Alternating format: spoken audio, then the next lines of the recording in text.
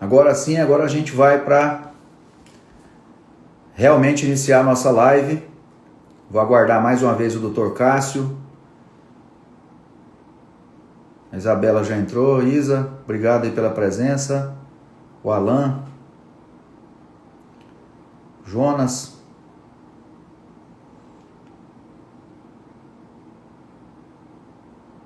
Maroca.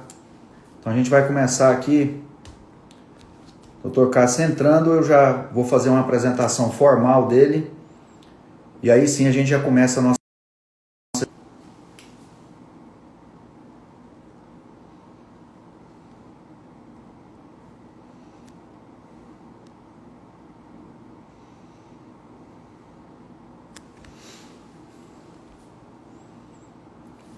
Queria só reforçar aqui que o objetivo dessa live é deixar vocês muito à vontade para fazer as perguntas. Durante esse nosso bate-papo, com certeza algumas pessoas vão interagir, perguntar assim, realmente Vou aqui, o Dr. Cássio já entrou. Pronto. Agora a gente... Só aguardar a entrada do professor Cássio para a gente... Dr. Cássio? Olá. Agora em definitivo. Ainda aperitivo? Dr. Cássio, nós vamos fazer uma apresentação formal, até porque, felizmente, nós temos vários acadêmicos de medicina das 4 universidades aqui, da UFAM, da UEA, da FAMetro e da Newton Lins. Legal. Então, além dos outros convidados que nós com certeza vamos receber, então eu gostaria de prestigiar toda a sua titulação. Eu queria formalmente lhe apresentar. Então, para quem não conhece, eu estou tendo o prazer, a honra de ter essa live com o professor Cássio Ribeiro Andreoni. Ele é livre docente pela Escola Paulista de Medicina. Ele é uma pessoa cujo foco é cirurgia minimamente invasiva. Ele teve a oportunidade de estar presente nos grandes centros de cirurgia minimamente do mundo, a começar pela Washington University, em Paris, no Memorial de Nova York. Então, é uma pessoa que, sem dúvida, trouxe para o Brasil o embrião, a semente da cirurgia minimamente invasiva, e hoje, sem dúvida, é um dos principais cirurgiões robóticos do Brasil e da América Latina. Então, Dr. Cássio, eu tenho um grande prazer e satisfação de ter essa live com o senhor, e principalmente de hoje poder lhe chamar de amigo e ter o senhor como meu orientador, meu tutor aí na cirurgia minimamente invasiva. Bom, boa noite, Cristiano. Espero que o som aqui esteja bem para todos ouvirem. E foi um prazer aí conhecer o Cristiano e estar podendo participar hoje aqui. A gente nos conhecemos desde 2003. Cristiano, quando eu consegui fazer lá em 2008 a primeira cirurgia lá do Einstein, em 2008 estava junto. Então a gente já tem aí uma certa longa estrada aí no caminho, né? E você falando aí um pouco, eu sempre gosto de lembrar a robótica comigo, a cirurgia minimamente invasiva acabou entrando uma parte por uma busca minha e uma parte também um pouco de coincidência, um pouco inexplicável até. Eu fui fazer um estágio em 98, um estágio do meu último ano da residência, troquei minhas férias por um estágio internacional e decidi tudo isso em janeiro de 98. Surpreendentemente, o Dr. Miguel Srouji, que anunciou isso na reunião, que qualquer pessoa que quisesse ir para a França lá, falar com ele, ninguém foi. Depois ele chamou os residentes, ninguém quis ir, eu estava operando, e eu fui falar com ele, não, Tomé, eu quero muito ir. Ele, que bom, graças a Deus, porque ninguém quer ir. Vê se pode uma coisa. Ninguém imaginava que em setembro, outubro, quando eu chegasse lá, que eram minhas férias, porque eu podia ter ido qualquer época do ano, mas quando eu fui setembro, outubro, tinha um mês antes acontecido a primeira cirurgia robótica lá, ou seja, foi uma parece que assim todos os astros levaram para esse feito, tá lá, essa coincidência. Eu lembro que eu cheguei em Paris em 1998, setembro. Primeiro que fazia 2 meses que o Brasil tinha perdido a Copa do Mundo para a França em Paris. Então, todo brasileiro lá era... Ah, Brasil, Brasil! Aí já lembravam que a gente tomou de 3-0 na final. E eu cheguei meio com jet lag, eu estava meio tonto, fiz um voo difícil, perdi a hora, era para eu chegar às 7 da manhã, chegar às 9 no lugar, me perdi lá em Paris. De forma que eles me trocaram e me enfiaram no centro cirúrgico. Quando eles me enfiaram no centro cirúrgico, eu estava fazendo cirurgia robótica. E eu achei aquilo lá, em primeiro lugar, que naquela época, essa foi minha primeira viagem internacional. Eu nunca tinha saído do país na minha vida, nunca tinha pego avião para fora. Não conhecia Paris, nada. Cheguei, dormi e fui para o hospital. E ainda chego lá ver o robô operando, e aquilo lá para mim foi eu achei que eu estivesse meio dormindo, meio... Eu acho que eu estou sonhando. E aí eu olho para o lado, tem um cara bem alto, assim, mais alto que eu, e é um urologista, era um urologista da República Tcheca, Dr. Antonín Karazet. E aí eu comecei a falar inglês com ele, falei, o que está acontecendo aqui? Ele falou, eles estão fazendo uma prostatectomia com um robô, pois é, uma coisa louca. E aí era isso aí, né? Então, assim que começou. E assim aí depois quando cheguei em 99 nos Estados Unidos e eles estavam fazendo já cirurgia cardíaca, começando a colocar o robô na, na cirurgia experimental, fazendo treinamento e pouco mais tarde lá nos Estados Unidos também começou com a cirurgia urológica. Então, Doutor Cássio, quando o senhor chegou no Brasil, eu sei disso porque eu acompanhei os primeiros passos do senhor na cirurgia laparoscópica. Eu sempre fui, assim, eu acho que talvez parte da nossa amizade ela tenha solidificado tanto que nós somos persistentes, né? Eu lembro bem que existia uma resistência, né, por parte dos cirurgiões mais conservadores pelas técnicas minimamente invasivas. A gente sofria um pouco nas reuniões, né? Tentando demonstrar que a cirurgia minimamente invasiva nada mais era do que uma via menos agressiva para fazer a mesma coisa, né? Eu queria que o senhor comentasse um pouco isso aí. A gente, esse meu tempo, minha pós-graduação, foi um doutorado sanduíche, sempre tenho que agradecer a CAPES, o governo brasileiro, a Escola Paulista de Medicina, né, a Universidade Federal de São Paulo, e o Dr. Miguel Sruge, que foi a pessoa que me levou para lá. Eu sempre vou ser eternamente grato a essas instituições. A gente reclamou muito do governo, mas o governo, né, me deu essa oportunidade. E eu tive também a sorte de ficar com o Dr. Ralph Kleiman, que é um pioneiro inclusive com patentes, ganha dinheiro em desenvolvimento em tecnologia pelas suas descobertas. Certamente, indiretamente hoje, já tem talvez a terceira ou quarta geração de fellows que estão hoje, que vieram do Dr. Kleiman, que talvez tenha sido ele, junto com Arthur Smith, os dois pioneiros da cirurgia minimamente invasiva em urologia. Eles criaram realmente inovações disruptivas na área urológica, começando com cálculo renal, acabaram com a cirurgia aberta totalmente, né? Os dois juntos. Isso. Desenvolveram no laboratório, desenvolveram material, fizeram tudo que a parte científica tem de inovação científica, tecnológica, fizeram junto com a indústria, desenvolveram equipamentos, fizeram os testes, tudo, né? Fizeram tudo. E também passaram isso depois para cirurgias oncológicas, urológicas, seja câncer de rim, com as cirurgias passando a grandes incisões para cirurgias com furos, né? E posteriormente auxiliado com robô. E para a próstata, né? Acabou tendo esse caminho. E eu voltei aí no final do ano 2000, começo do ano de 2001, comecei em 2001 que eu comecei mais a atuar na Escola Paulista. E respondendo a sua pergunta, que eu fiz essa introdução porque o Dr. Ralph Kleiman me estimulou muito com o seu pioneirismo. E as suas histórias, o que ele me contou das dificuldades dele, me ajudaram muito nessas barreiras que você mencionou. Nas barreiras, às vezes até sabotagem, né?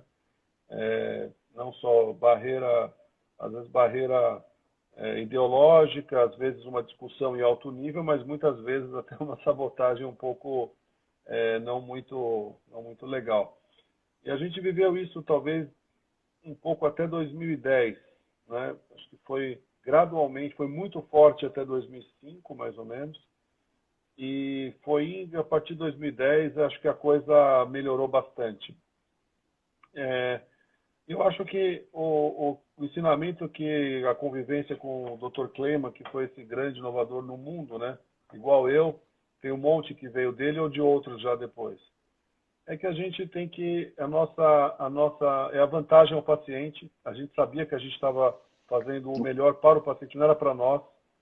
As pessoas nos acusavam de marketing, de ser marqueteiro, de que a gente estava querendo mudar as coisas mas a gente sabia que a gente estava proporcionando aos pacientes, ao diminuir as incisões e usar a tecnologia no centro cirúrgico, a gente estava inovando, mas trazendo benefícios aos pacientes, como ao invés de ficar uma semana no hospital recebendo morfina e outro monte de droga, UTI, e 3 meses para se recuperar, os pacientes tinham uma mínima incisão, muito menos remédios, uma vantagem estética grande, além de um retorno mais rápido às atividades normais, o que é compatível com a sociedade pede hoje em dia. Não dá mais para você operar uma pessoa e a pessoa ter várias sequelas, ficar 2, 3 meses para se recuperar de uma cirurgia. O mundo anda muito rápido e a gente conseguiu fazer parte dessa história. Hoje eu estava... aliás, esses últimos anos eu tenho visto, aparecem pessoas, assim, eu nunca nem ouvi falar, que tem experiência até e tem fazendo as coisas direito, que fala com muita facilidade. Não, isso aí tem que ser robótica mesmo. O cara não tem ideia do sofrimento que foi, né, esse tipo de ação. Mas faz parte da história. A gente teve essa missão aí, você participou, eu também. Hoje a gente dá risada, né, e com o olhar de missão cumprida de que a gente fez o melhor não para nós, mas que nós pudemos, junto com vários outros também que nos acompanharam aqui no Brasil mesmo, na América Latina, para trazer esse benefício aos pacientes, que no fim das contas, os beneficiados foram os pacientes. Doutor Cássio, o que o senhor me falou agora, eu lembrei quando eu cheguei lá na Escola Paulista, depois da residência, e eu cheguei para ficar com o senhor lá na cirurgia minimamente invasiva, e eu lembro que nós fizemos um caso bem trabalhoso, né, de laparoscopia, fazendo uma correção de estenose de Jupe. Eu lembro que nós começamos a cirurgia, era 13 horas, e a cirurgia trabalhosa, muita aderência, etc. A sala começou cheia, e eram umas 7, 8 horas da noite, e eu acabei entrando para lhe ajudar nessa cirurgia, e graças a Deus a gente finalizou bem. Mas assim, vem muito a calhar no que a gente está falando agora, porque eu tenho... e acompanham os meus plantões ainda, as cirurgias na universidade, são hoje a nova geração de cirurgiões, né?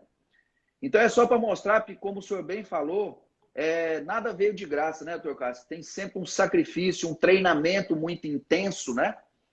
O senhor sempre me cobrou muito isso aí, sempre ser muito criterioso, ser muito categórico, metódico, né, na hora de fazer a cirurgia, uma cirurgia bonita, uma cirurgia que não sangra, uma cirurgia que preza pelas estruturas. E eu queria que o senhor falasse aí dessa nova geração dos cirurgiões que vão vir, né? Falar de robótica, de laparoscopia. Eu estava falando com os alunos numa aula online outro dia, que eles me perguntaram mais ou menos a mesma coisa que você me perguntou. E eles, eu sempre falei para todo mundo que eu sempre cobrei muito a parte teórica, né, que o cirurgião não pode só... Que sempre foi uma dificuldade que eu tive, porque eu sempre queria começar os cursos e dar aula, e o pessoal, não, eu já quero fazer o treinamento, cadê a cirurgia? Vamos lá para o porquinho treinar. Aí Não, precisa primeiro aprender a parte teórica, tudo, né? Com os residentes também, sempre coloquei à disposição lá dos residentes, dos pós-graduandos, material pessoal meu até, de laparoscopia, lá na cirurgia experimental. Infelizmente, a maioria não ia treinar, né? Mas os que foram, assim como você e outros, né? Infelizmente, a menor parte. Você vivenciou também alguns pós-graduandos, às vezes até revoltados. Talvez eu fosse um pouco exigente demais, né? Aquela época lá era uma época que tinha muito pós-graduando, que você ficou, foram vários anos com muitas pessoas. E, e o importante é isso, sempre ter uma formação teórica, um embasamento teórico muito sólido. O treinamento do cirurgião, ele não só no início de uma nova técnica, mas como constantemente, sempre treinando, sempre aperfeiçoando as habilidades manuais. E tem várias maneiras de fazer isso, inclusive longe do animal. Dá para hoje dry lab e você mesmo, Cristiano. Acho que até a última vez que eu tive em Manaus, se eu não estou enganado, você estava organizando um curso que você disponibilizou coisas que eu nem conhecia, aquele material que você colocou lá, que foi muito legal, de treinamento para os alunos lá da universidade, que você fez. Lapbox. Lapbox, que foi muito legal. Eles podem treinar, podem... como é o conceito do laboratório seco, ou seja, sem sangue, sem usar animal. Mas ainda, então, aí começa assim, são essas simulações em laboratório seco, depois com animal, e aí, obviamente, começando a nova geração sob supervisão com os cirurgiões que hoje já têm experiência diferente da nossa época. E aí, ainda além de tudo, naquela época ali, os residentes reclamavam que a gente estava começando a fazer e que eles não operavam, mas enfim, foi bom para todo mundo. E aí, juntando tudo isso, o principal sempre que a gente também não pode deixar de colocar é que, infelizmente ou felizmente, eu não sei o que, mas gostando ou não é assim que a inovação tecnológica traz uma diferencial na cirurgia, de um aumento realmente do investimento de capital, investimento financeiro, por parte das instituições ou governos, enfim, dos responsáveis. Não tem como escapar disso, é mais caro, ficou mais caro. Esse benefício aos pacientes custa um valor a mais, não só em recursos financeiros, mas também como você estava mencionando, em tempo de capacitação profissional.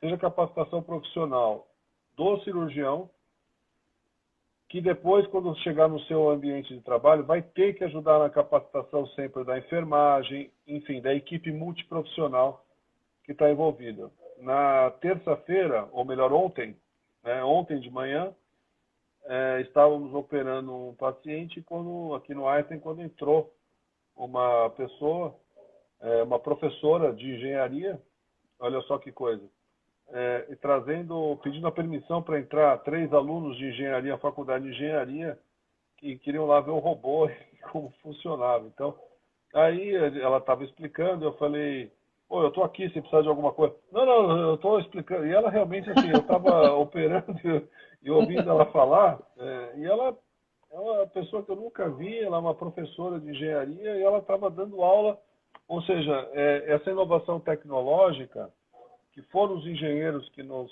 trouxeram o benefício, obviamente estimulado pela necessidade dita pelos médicos que idealizaram isso, hoje vem ter aula sobre isso e provavelmente vamos continuar tendo inovações na área de engenharia e tecnologia que vai nos possibilitar cada vez mais avançar ainda mais nessa área.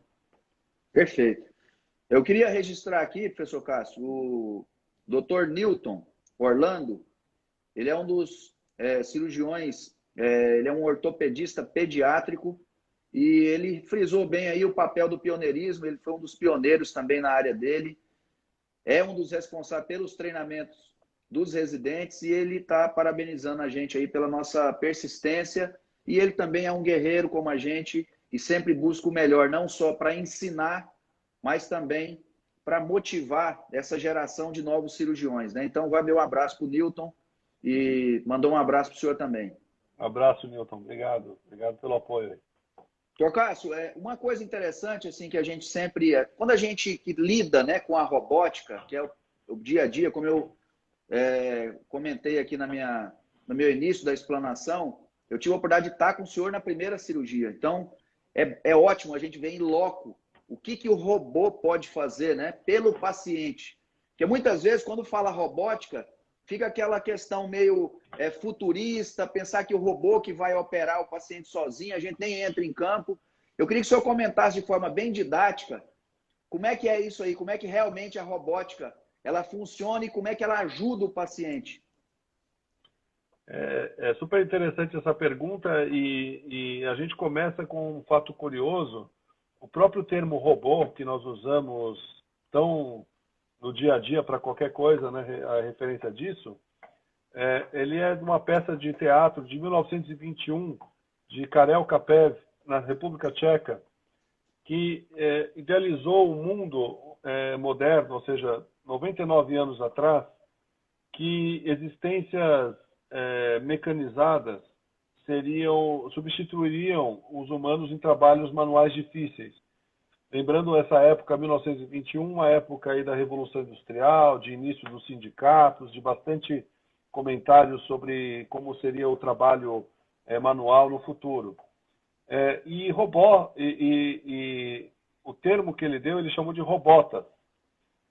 O robota, na realidade, é o sinônimo de trabalhador, né? Então, ele é um trabalhador. Então, em inglês, né, é worker, mas o mundo todo incorporou esse termo robô, que significa simplesmente uma tradução simples de trabalhador. Ou seja, o robô, ele facilita o trabalho. Ele tal qual, talvez, nessa parte dessa descrição, dessa obra de arte, da literatura tcheca, ele é um trabalhador que facilita tarefas manuais difíceis. Então, o que acontece? Na evolução da cirurgia, todo mundo sabe, é um termo até, não, aquele cara foi cirúrgico, né? Só que nem sempre o tal cirúrgico, em todas as cirurgias, ele é possível, né? E a própria lei da física, vamos falar da cirurgia de próstata, que é o carro-chefe da cirurgia robótica no mundo até hoje, a cirurgia para câncer de próstata. A gente sabe bem, né, Cristiano, a dificuldade que é, e a gente tem que operar, eu até falo, a gente tem que operar quase com aquele lápis de Itu, né? Aqui em Itu, em São Paulo, tem um lápis, que todo mundo já viu, né? Aquele lápis enorme, né?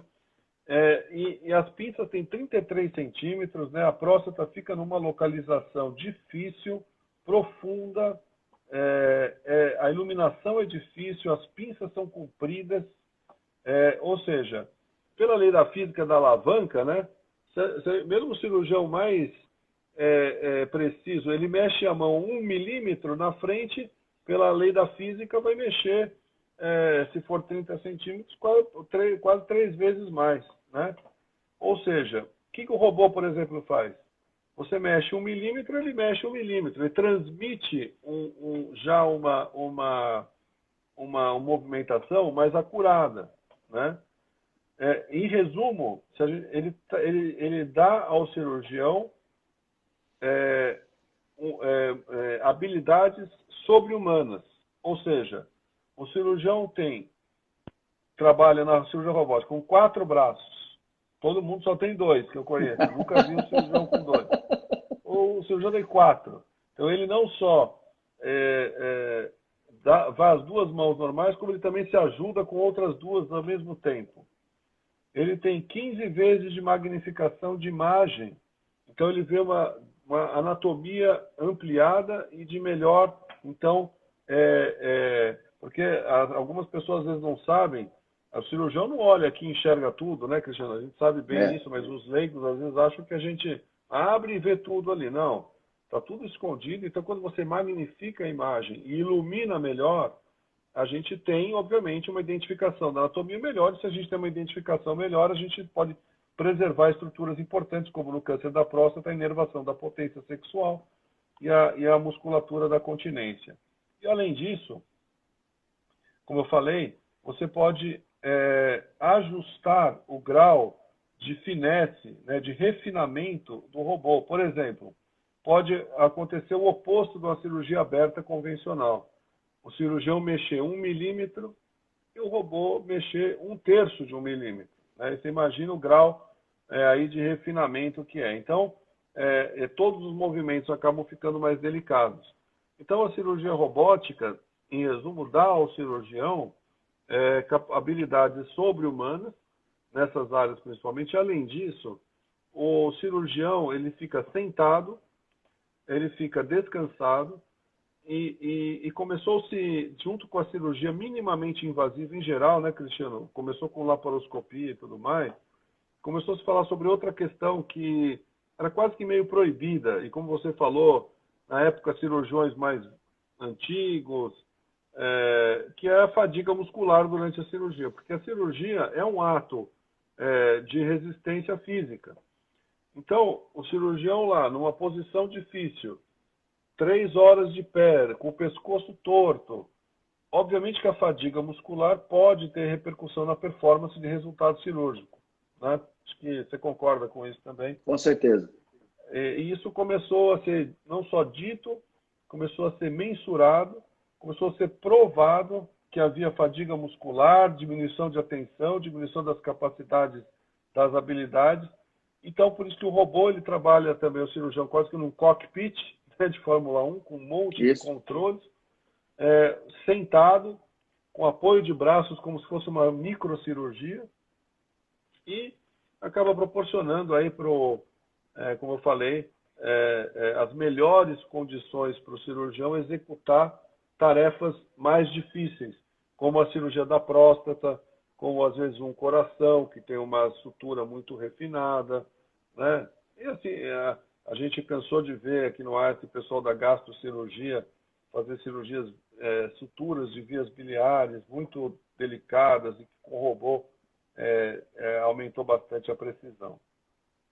Professor Cássio, outra questão interessante também é que quando a gente usa, né, o artifício, a via robótica, a gente utiliza também o gás, que é o CO2, né, que também ajuda a diminuir o sangramento. E para a gente que é muito metódico, né, só lembrando também uma coincidência interessante que o senhor falou aí do cansaço, além do sangramento também, que é menor na cirurgia robótica, é que quando a gente vai preservar a potência e quando a gente vai preservar e reconstruir o músculo que controla a continência urinária, geralmente é o momento que a gente fica mais cansado, né? Então chega a ser até um contrassenso, né? O momento mais crítico da cirurgia é que geralmente o cirurgião está mais cansado. É isso mesmo. O cirurgião fica cansado. Na próstata, não tem como ele falar, ele vê pior, está mal iluminado, porque lá no meio da bacia, com toda a iluminação, mesmo aqueles fotóforos de luz na testa, não é igual. O cirurgião, muitas vezes a gente usa, né, um magnificador de imagem no óculos, né, de cirurgia aberta. Porém, na robótica nós temos quase 15 vezes de magnificação, com uma iluminação xenônio super avançada. Então, assim, realmente são benefícios que o robô trouxe que proporcionam habilidades que o cirurgião, na cirurgia convencional, não consegue ter. Só registrando aqui também, quem acabou de mandar um abraço para nós dois aqui foi o Sabino, Opa. que foi ex-fellow do senhor, um grande amigo. Sabino, um abraço. Um grande abraço para você. Falou aqui que está com saudade daqueles tempos nossos lá da cirurgia saudade experimental. Que eu dava bronca no Sabino. Sabino publicou um trabalho que, claro, eu fui orientador, mas que ele tem muito mérito, porque foi ele que realizou as cirurgias, um trabalho experimental muito legal sobre fazer a cirurgia usando, né, um tipo de selante, e que trouxe... Esse trabalho devia ser mais publicado, viu, Sabino? Ele é um trabalho muito legal que nós fizemos lá, que você fez sozinho, ele quase sozinho não, né? O pessoal, todo mundo ajudou. Eu Aí, ajudava ele dia de sábado. é, foi muito legal, muito legal. Mandar um abraço pro Sabino aí, a gente precisa se encontrar mais. Isso. Queria registrar também o Jefferson Cunha e a Gigi Cunha são pessoas, professor Cássio, que eu tenho no meu coração, porque quando eu cheguei em Manaus, a exemplo do Zenaldo Mota e outras pessoas, eu cheguei aqui como um desconhecido, uma pessoa que só tinha conhecimento, boa intenção e treinamento vindo de uma pessoa como o senhor, como o professor Miguel Esruge, mas eles apostaram em mim, divulgaram sempre meu trabalho de forma carinhosa, valorosa, e eu queria deixar aqui também meu agradecimento para eles. Jefferson e Gigi, um beijo para vocês, viu? Legal. Torcássio, agora falando um pouquinho aí do nosso... Assim, nós já falamos assim, do treinamento do cirurgião robótico, o que a gente precisa, a gente realmente precisa treinar, né, Torcássio? Quanto mais a gente faz, melhor a gente fica. Isso aí foi uma coisa que eu escutei do senhor desde cedo. O senhor sempre falou assim, Cristiano, treine. Quando você pensar que você está muito bom, você treina mais um pouco. Entendeu? Só para o senhor ter uma ideia da importância que o senhor teve falando isso para mim, hoje quando eu vou fazer nefrectomia parcial, laparoscópia, o robô não chegou aqui em Manaus ainda, nos 2 dias antes, eu faço caixa preta. Para a gente manter aquela destreza, aquele raciocínio rápido, né? Que principalmente na nefrectomia parcial a gente não pode perder, né, doutor Cássio? E isso daí eu acho que até quando eu estava nos Estados Unidos eu consegui até criar essa... foi um legado. O legado é uma coisa muito forte, né? Mas eu acho que sim, porque ali do lado da sala onde o Dr. Kleman ficava, tinha uma salinha bem pequenininha que tinha uma caixa preta dessa daí só que super mega, com os negócios tudo fixo, umas coisas que ele desenvolvia lá para ficar. Então você conseguia fazer treinamento sozinho, né? Com o rack todo, com uma ótica super 10. E como ele deixava eu pegar a chave, né? Então eu fui uma vez, fui duas, ninguém ia, não precisava ninguém para ajudar. Quando eu vi, eu estava indo todo dia lá, comecei a ficar viciado naquele negócio lá. E vez por outra, como também tinha bastante gente, o pessoal começou a ir. Aí nós começamos a criar umas brincadeiras. A gente começou fazer o tempo, né? Cronometrar o tempo de quem fazia a sutura mais rápido. Então a gente fazia a mesma sutura. Aí a gente começou a inventar fazer uns modelinhos para fazer uma sutura vésico-uretral. Aí começamos a fazer quem fazia mais rápido. E começamos a fazer essas brincadeiras que depois o Dr. Kleman nos cursos chamou de Laparo Olympics, né? Começou na brincadeira, só que tudo isso era muito legal porque acabava desenvolvendo, né? Porque aí tinha 3, 4 pessoas, todo mundo queria ser um mais rápido que o outro. E eu fui embora, né, de lá. E continuei treinando aqui, como você falou, aí não tinha essa salinha, comprei meu material mesmo, ficava ali em casa, ali treinando também, porque não podia. E foram passando os anos e tudo, eu encontrando pessoas no Congresso americano, e aí a pessoa que eu não conhecia, né, falou assim, você que é o Cássio, você que desenvolveu, fazia lá os treinadores, falou, eu só estava sozinho querendo lá, eu ia sábado, eu ia domingo, eu ia todo dia treinar, e a gente queria fazer. Então, assim, o resumo é que a gente, sabendo que precisa treinar, acaba também desenvolvendo essas outras coisas para tentar até estimular a gente, mas foi o que você falou. A habilidade manual do cirurgião, ela vai desenvolvendo e tem que estar sempre treinando. Isso que você contou agora, é que o Dr. Kleman sempre falou que essa situação da cirurgia robótica desenvolvendo, ela está se aproximando muito, por exemplo, dos pilotos de avião. E com os simuladores de mais alta,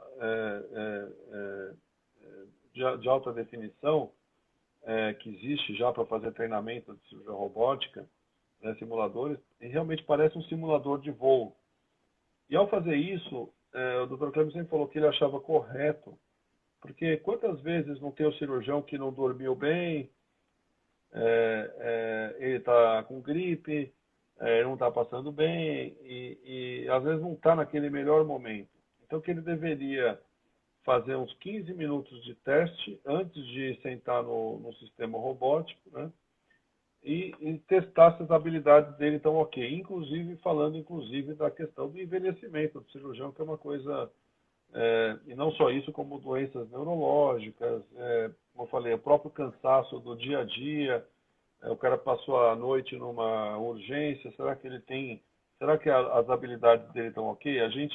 Se nós fôssemos sentar no avião, a gente gostaria que o piloto tivesse os melhores, Descansado. fosse descansado, assim como o cirurgião. Mas ninguém está testando isso. Ninguém nunca ousou, a gente não consegue imaginar na década de 70, 80, chegar o cirurgião, chefe da equipe, e falar, não, agora o senhor vai fazer uns testes aqui para saber se o senhor está em condição de... Os cirurgiões eram outro estilo. A gente já tem mais essa eventual proposição, né? Então, isso que você falou do treinamento poderia ser, inclusive, obrigatório, né? Alguém que faça um treinamento 2 dias antes de fazer uma cirurgia mais complexa e que faça inclusive, testes desses que a gente falou, de simulação da cirurgia para saber se ele está com boa assertividade. Outra questão interessante, né, doutor Cássio, que já existe nos Estados Unidos, na Europa também a mesma coisa. Hoje, as seguradoras, né, que levam isso aí em termos de resultado, de economia, etc., hoje elas têm concentrado mais o encaminhamento dos pacientes para cirurgiões de alta performance, né? A cirurgia complica menos, a cirurgia tem menor tempo de internação, o paciente recupera mais rápido, usa menos medicação, e isso com certeza vai chegar no Brasil, né, doutor Cássio? As operadoras, a própria história aqui nossa do Einstein, quando a gente começou, algumas operadoras, o pessoal do comercial foi atrás de todas as operadoras e a resposta da maioria era não, não, não, vai custar mais caro, não quero saber. Apenas 2 acabaram comprando a ideia e vem até hoje, e outras 2 nos procuraram logo depois, justamente nesse quesito que você falou. Né? Perceberam que, no fim das contas, aquele investimento que parece mais caro, ele é mais barato, porque o paciente a médio e longo prazo acaba tendo menos complicações, ele tem menos sequelas e tratamentos posteriores, ele tem menos tratamentos, ele tem menos visitas, ele tem menos exames a ser feito depois e assim por diante. Então, além da parte de melhor resultado cirúrgico, você tem também o que leva o paciente tendo melhores resultados em relação aos outros, que no fim pode inclusive gerar uma economia, né? E além do que você falou, óbvio, quem tem melhor treinamento, tem melhor performance, faz cirurgias mais baratas, com menores complicações, sendo bom para todo mundo.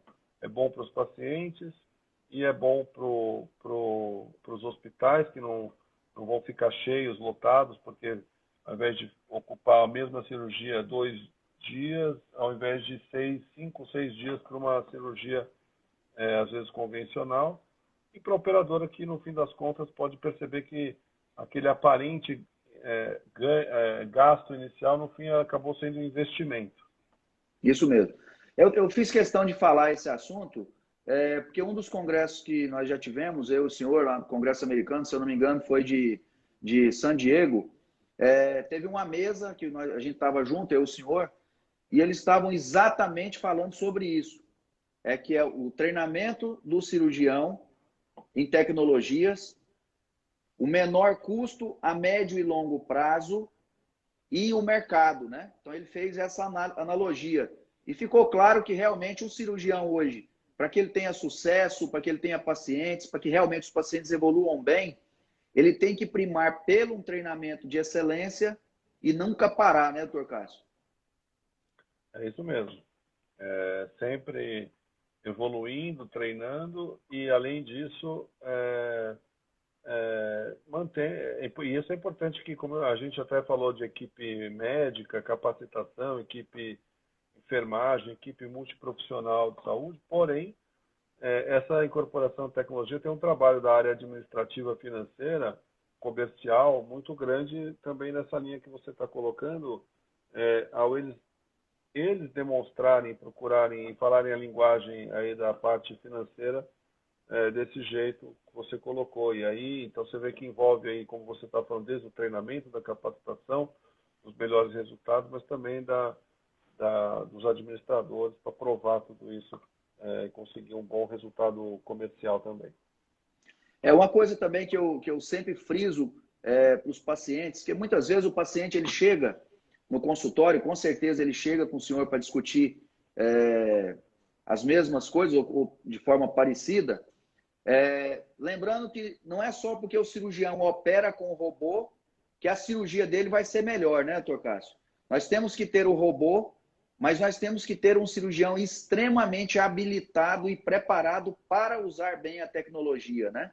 Queria que o senhor comentasse um pouquinho isso aí. Eu sempre gosto de comentar esse assunto, você está certíssimo, dando o exemplo do tênis, né? O meu avô, que começou trabalhando, filho de imigrante, e tinha que ajudar em casa, com 6 anos de idade, ele pegava a bolinha de tênis, aqueles pegadores de bolinha no clube, né? E na hora vaga eles ficavam jogando tênis. Aí meu avô, quando conseguiu comprar uma chácarazinha lá em Atibaia, fez uma mini quadrazinha de tênis ali, ele adorava aquilo lá. E ele tinha umas raquetes de madeira, né, na década de 70, e a gente aprendeu a jogar com aquela raquete um pouquinho, né? O tempo passou, né, e a mesma evolução tecnológica mesma também veio nas raquetes de tênis. Se a gente pegar o Cássio, né, que não joga nada, com a melhor raquete do mundo, né, com sei lá, o Rafael Nadal, que é um dos grandes ícones do tênis, com aquela raquete de madeira, eu com a melhor raquete e ele com a raquete lá de madeira da década de 70, ele vai ganhar de mim, com certeza. Agora, se ele jogar junto no campeonato oficial com as pessoas mais ou menos do mesmo nível dele, ele certamente vai perder também. Se ele usar a raquete de tênis da década de 70, aquela de madeira pesada, ele vai perder. Então, o que nós estamos falando? Assim como nós cirurgiões, nós somos os profissionais desse grande slam aí. Nós estamos trabalhando em alta performance. Nós não estamos trabalhando, nós estamos trabalhando no melhor nível mundial, né? Então, nós temos que ter alta performance. E aí, nós temos que ter os melhores equipamentos, né? E da mesma forma, da raquete, a melhor raquete não transforma um tenista ruim num tenista bom. Ele tem que ter todos os fundamentos básicos, né? Mas ele transforma um cirurgião ótimo num cirurgião excepcional. E é isso que a gente quer. Com o robô, ele faz com que a gente tenha alta performance, melhore nossa performance, mesmo que seja, né, igual o cara que está correndo 100 metros. Nossa, o cara foi ali, pô, mas foi só 3 décimos, né? Foi só 3 décimos, mas é muito difícil melhorar esses 3 décimos. O robô, nesse primeiro momento da robótica, que esse primeiro momento já tem 20 anos, ele melhorou muito mais que isso, né? Foi uma tecnologia disruptiva que vem trazendo realmente bastante melhorias e melhorado a performance dos bons cirurgiões. E aí corrobora tudo que a gente falou: capacitação, treinamento, embasamento teórico, treinamento contínuo, equipe multiprofissional, mas também com a incorporação tecnológica que vai transformar um cirurgião muito bom e ótimo num excepcional. E um cirurgião que não tem essa capacitação é até perigoso, porque aí eu já comparo com o carro de Fórmula 1, né? Se a gente sair de casa e sair dirigindo um Fórmula 1, a gente ou se mata ou mata alguém, né?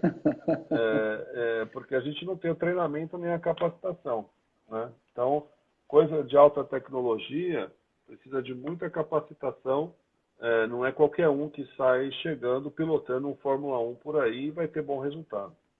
Perfeito. A Fernanda, ela está elogiando aí a forma didática que o senhor tem explicado e vai um abraço para ela. Agradecer também os pacientes, doutor Cássio.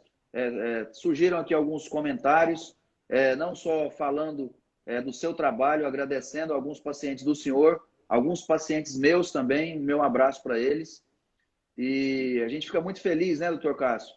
A gente falar de forma clara, de forma transparente, do que a gente faz realmente no dia a dia, né? E aproveitando esse gancho, eu queria que o senhor comentasse da nossa parceria, como é que a gente tem cuidado dos nossos pacientes, né? Que a gente leva aqui de Manaus para a gente trabalhar conjuntamente aí em São Paulo, a gente vê a felicidade dos pacientes, das famílias, né? E graças a Deus a gente tem tido excelentes resultados, né, doutor Cássio? Sim. Já como você colocou aí, né? Eu queria agradecer aí a alguns pacientes meus que estão mandando, que é o Júlio Pettini, a Fernanda Momes, que eu cuidei de várias pessoas da família, até minha namorada, Daniela Girão, vou dar um beijo para ela, senão ela ficar feliz, né? E que o Cristiano tem a oportunidade de conhecer também, quando vem aqui, que a gente sai junto Confraterniza, também, né? vai jantar com nossas pessoas queridas, né? E como você... Até esqueci o que você falou, Cristiano. Desculpa, o que era para eu falar mesmo? Na verdade, assim, é falar um pouco da nossa parceria, dos pacientes, como eles ficam felizes de chegar aí no Einstein, muitas vezes vindo de Manaus, assim, muitas vezes eles ficam naquela tensão, aquela insegurança de estar num hospital grande, muitas vezes fica naquela preocupação de realmente se vai dar tudo certo, do acolhimento, daquela parte mais humana. E isso aí a gente tem feito bem, né, doutor Cássio?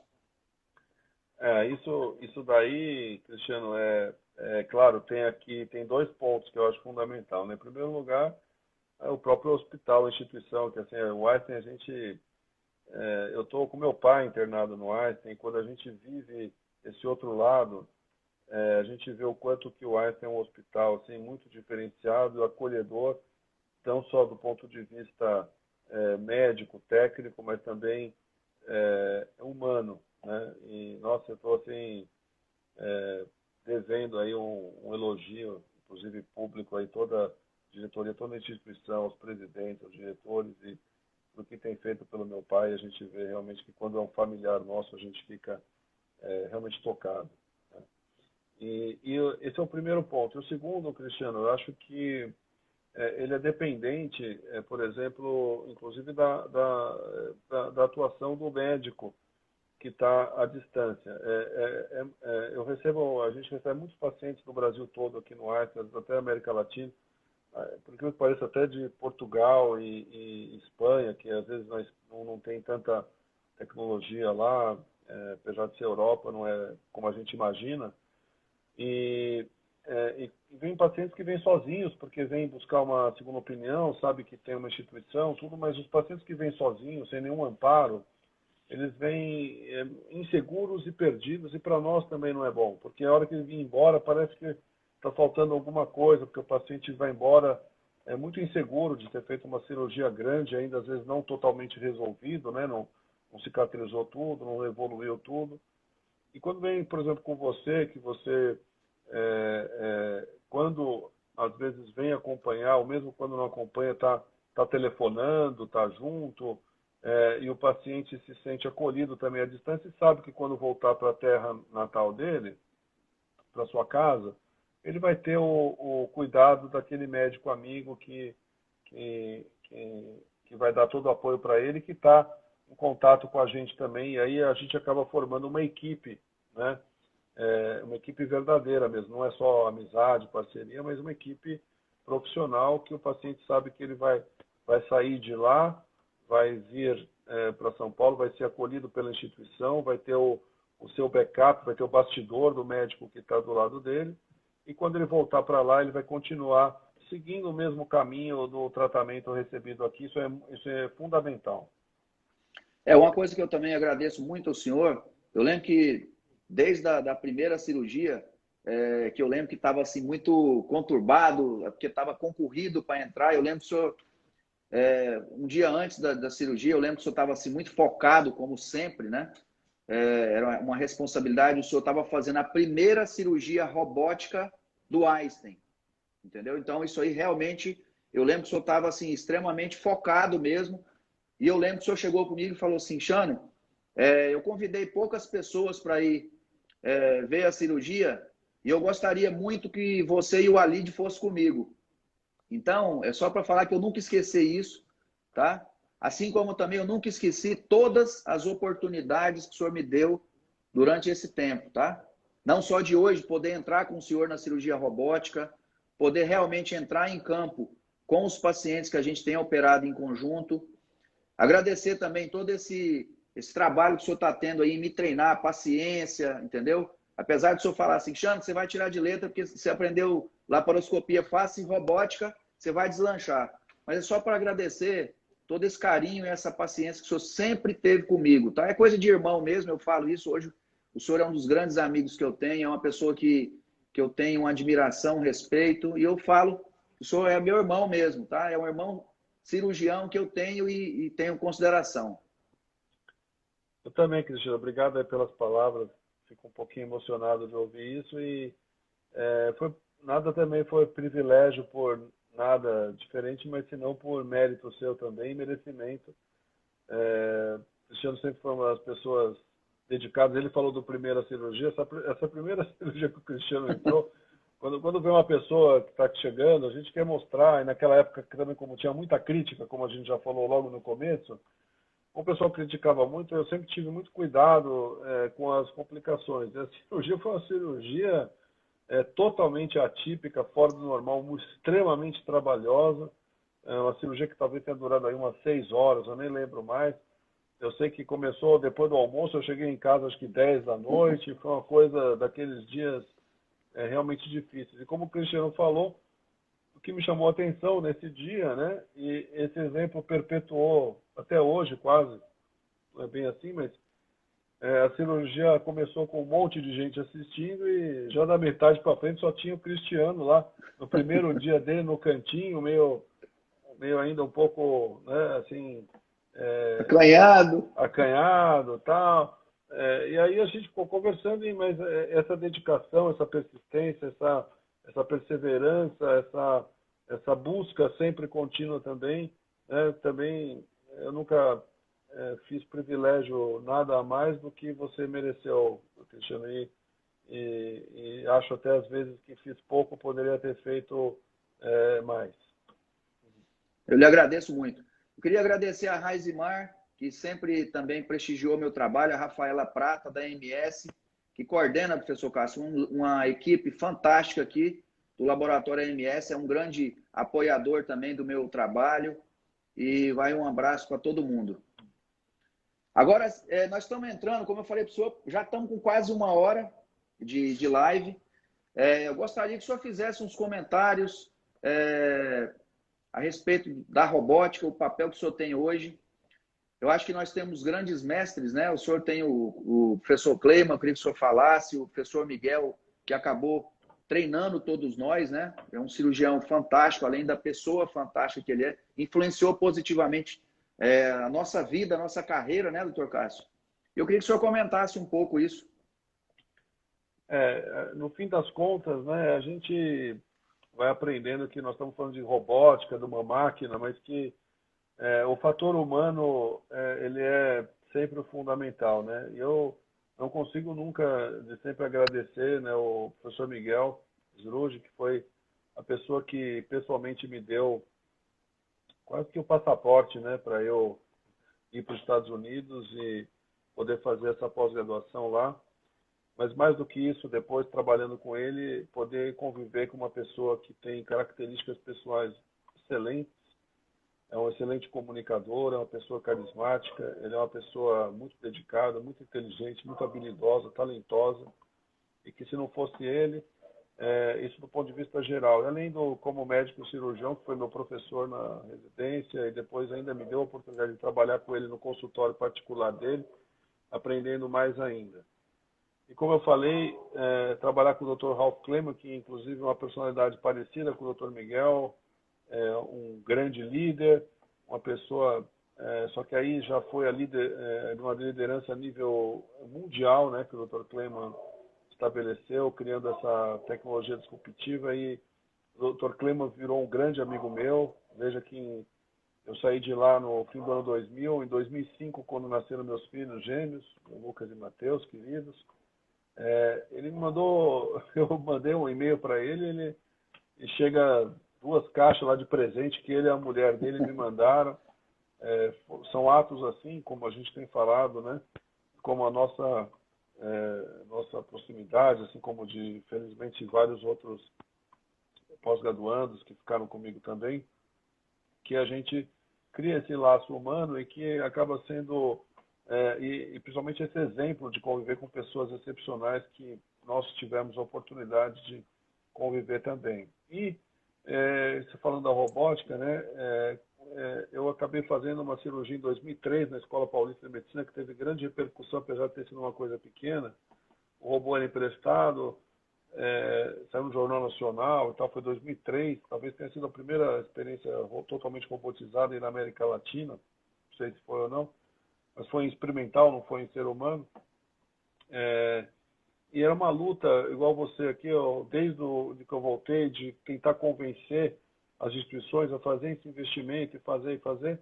Então também não posso deixar de agradecer todas as pessoas aí do Hospital Israelita Albert Einstein, sempre em todas as oportunidades que eu posso, né, na figura do Dr. Cláudio Rotenberg, do Dr. Miguel Sindorolo, que são pessoas que sempre me apoiaram, o Dr. Jair Vidal, que foi a pessoa que me apresentou e me levou para lá, e pessoas que acreditaram naquele momento difícil.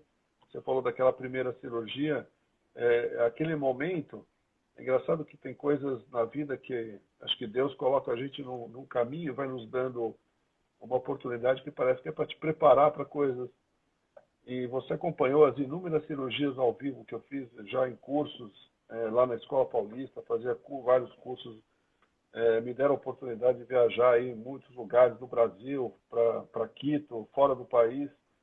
Mas quando chegou aquele dia, em 2008, a sala, apesar de a gente transmitir para um auditório muito maior, aquela sala acho que tinham 40 pessoas. E aquilo lá foi uma pressão um pouco grande, mas eu acho que se eu nunca tivesse feito uma cirurgia ao vivo, aquele monte de curso que eu tivesse dado naquela época, eu não sei se eu teria conseguido fazer aquela cirurgia. Assim, e foi uma oportunidade muito grande e uma oportunidade que me deram, a confiança que o ensinamento que essas pessoas me deram, né, como ser humano, que me fizeram poder ter aquela oportunidade de continuar desenvolvendo.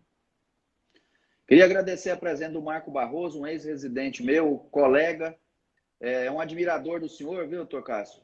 Mandou um abraço. Doutor Marcos Cohen é um cirurgião, um dos melhores cirurgiões gastros aqui que nós temos, também é um fã da robótica, um fã da laparoscopia.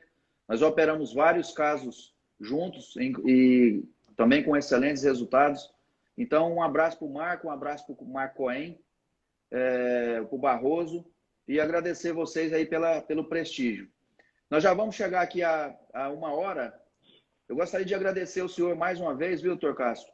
Pelo tempo que o senhor está tendo aqui para discutir com a gente, pelo carinho, pela amizade, e para falar que nós vamos continuar nossa jornada cuidando bem dos nossos pacientes e cuidando bem dos pacientes que em Manaus procurem cirurgia robótica para a gente operar junto. Um grande abraço para o senhor. Tá? Se o senhor quiser falar mais alguma coisa.